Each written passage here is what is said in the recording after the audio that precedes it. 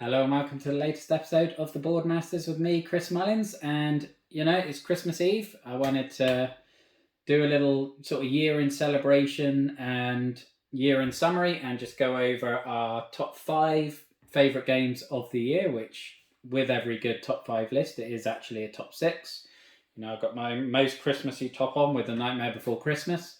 I know Tim Burton says it's a Halloween movie, but I don't care. It's so good. It's both for me. And 2021 has been a nightmare year with COVID and everything like that, but it's actually been a pretty huge year for me in terms of the channel. Obviously, I started 11 months ago tomorrow, so the 25th of January.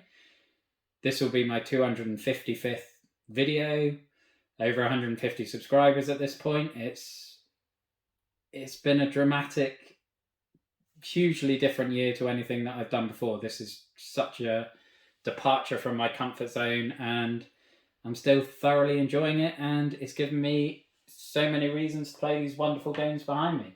I think I've my first full year as a board gamer, and I'm well over 300 games. I think I am going to fall short of my aim to try and hit 365 plays in the year, but school holidays killed me in the summer.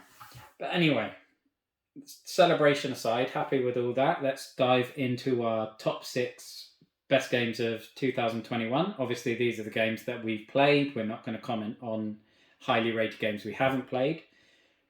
But as I said earlier, it's actually 6 games, and the first one is an honourable mention to Villagers, which obviously isn't a new game in 2021. It came out in 2019, but it's new to us in 2021, and the first game on the channel that both Chris and I gave a unanimous 10. I think it's a phenomenal, wonderful game, and Streets was close on its heels with a 9.5. It's another phenomenal game. Huge fan of what Sinister Fish are producing. And with that, let's dive into the actual top 5. And I'm going to start with Destinies by Lucky Duck Games. And I'm starting with this one. These aren't in any particular order, but I'm starting with this one because this is the one that I reviewed on my own. So it's only got a 10 from me, as opposed to all the others which have unanimous 10s from me and Chris. But that's because Chris hasn't played it. I played it with Stace, and she did say she would give it a 10, but just didn't want to take part in the review on that occasion. But it is a wonderful experience in my view. I know a lot of people will complain that it's not really a game. You could do everything you want just with the app, and you know what? They're probably right. There's a grain of truth to that, but it's such an incredible narrative experience that hasn't been surpassed for me yet, and had a huge amount of novelty for me, with it being the first and only really app-driven game that I've played so far, and going all in on the late pledge, not the actual Kickstarter, having the neoprene mats and the metal coins. It was the first game really that I had that deluxe components, and absolutely wowed me. The minis are stunning, and I just really, really love the narrative journey you go on with Destinies. And then let's go into the other 4 games that both Chris and I did give a 10 out of 10. We've got Kabuto Sume, which I gave a 10. Part of me still thinks if I went back, I might drop it to a 9.5, just because 1 or 2 of the wrestlers aren't quite as fun as the other ones. But the other wrestlers, when you're playing them, are absolutely wonderful. It's such a different, unique game to anything else that I've played, in that you're these sumo wrestling insects in a ring, and your job is to push your opponent out of the ring or force them to tap out and submit.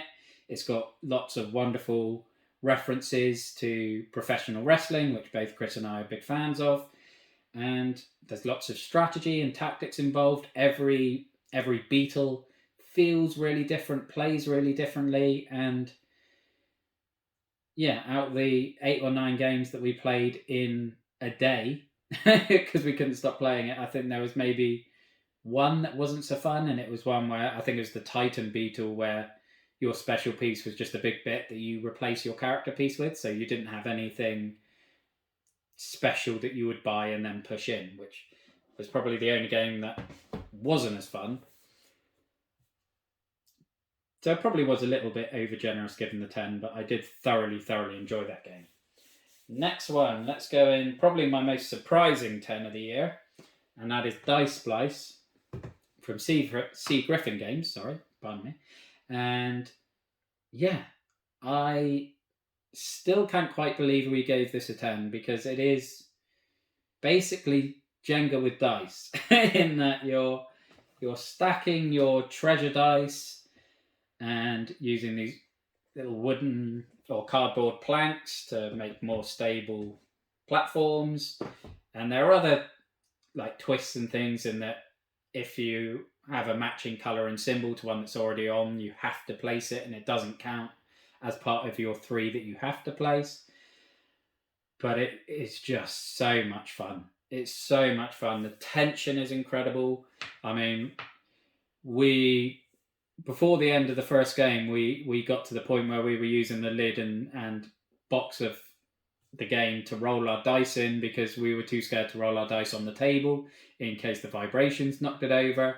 I think in the video there was a moment where I managed to place my dice and I sat back and gave out a big deep breath, a big sigh of relief, and you just saw the tower wobble, and it was just terrifying. And that emotion, that emotional response, that tension, that excitement is unsurpassed by anything else. And it is literally just stacking dice. I can't quite believe it's as good as it is.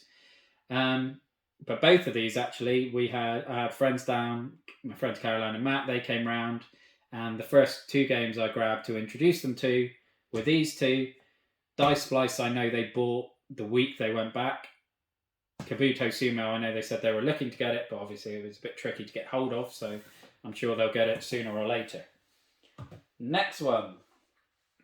And I was so happy that I loved this game. The absolutely beautiful, stunning Canopy by Tim Eisner. It is such a gorgeous game. The theme is incredible, where you're competing to create the most diverse, sustainable rainforest. The components are great. The effort they made in to make it as climate friendly as possible, with the campaign during the Kickstarter where they were planting trees for every backer, to the fact it came in printed brown paper. There's no plastic anywhere near it. The meeples are printed wood. And the core gameplay was just so much fun. The whole balancing act of trying to pair up animals and the plants is just so clever, in that some of them give you really big bonuses if you've got 1 or 2 of them, but then if you get 3, you've overpopulated with that plant, so you actually lose bonuses. Other ones, you get points if you have an odd number of those plants, whereas you lose points if they're even. The animals give you bonuses as you pair them up, but also have skills. So like the jaguar will eat one of your opponent's animals at the end of each season. And there are other... I think this was the first game actually where we actually played all of the expansion material, because we were just having such a ball with the game that we wanted to try anything and everything that was in the box, and we just blazed through it all and absolutely loved it. I mean, I think my one complaint was that when you're setting up a game, you have to remove a set number of cards, and to be honest, even though the game would be far longer, and even on my game table we'd struggle to fit it in, I just want to use all the cards and make the biggest, best rainforest I possibly can, because it's a phenomenal game, and I can recommend it highly enough. And the final one is this big old heavy box. We've got Dinosaur World by Pandasaurus Games, which was an interesting journey for us, really, because Dinosaur Island is the first game that we played and reviewed on the channel as just a pair. We'd done Takanoko previously with Kurt, and we were really excited. We loved Dinosaur Island. I think we gave it a 9, possibly even a 9.5. I didn't check the review. I should have gone back. So we absolutely loved it, and super excited to back the sequel as soon as it was announced. And we were incredibly excited / nervous, because whenever you go into anything with big expectations, it's always a lot harder for the game to live up to them. But the art style was a big improvement on Dinosaur Island. The theme is wonderful, because we love Jurassic Park, we love dinosaurs. It's always going to win on that. With the Kickstarter, the component quality is phenomenal. The accessibility is surprisingly good. It's quicker in the setup and teardown than Island was. And although there is a lot going on, there is a really logical, easy flow to pick up. And after a couple of games, you do understand what's going on. I suppose the only slight negative is things like the boredom tokens are very little and fiddly. But as I said in the review, at no point during our gameplays did I actually feel annoyed or frustrated at having to deal with them. And I know some people have replaced them with mini dice, which is a really great idea. But again, it never bothered me to the extent that I would actually go to the hassle of sourcing and buying new components to go in it. I think it was just a phenomenal, wonderful game, and I absolutely adore all of these. I cannot wait to get back to Destinies, actually. I think that's going to be one me and my wife might play quite a lot over this Christmas and New Year break, because we haven't started the Sea of Sand expansion, and also Myth and Folklore is live now. I think it went live in November. So we've got 2 more campaigns that we can play through, which is very, very exciting. But that's it for this video, really. That is our 6 10 out of 10s. Honorary mention, should say, to Too Many Bones, but the box is currently buried under a mountain of expansion, so I'm not dragging that one out. And that one was given a 10 out of 10 by Chris. I gave it a 9.5, just because I think I played it a lot more and I'd faced one too many defeats, I think, by the time we did the review, which so the difficulty just cost it half a point. I will also stress that these are not an exhaustive list of the games we played, that I probably could feature in this list. That honourable mentions go to Nemesis, for example. Chris and I have started to learn it together, and it probably will be the next 3-player game that we feature on the channel in the new year.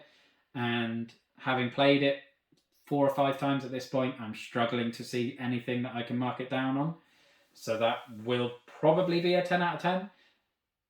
But I'm not going to feature it in this video, because it hasn't been on the channel yet. But that's it.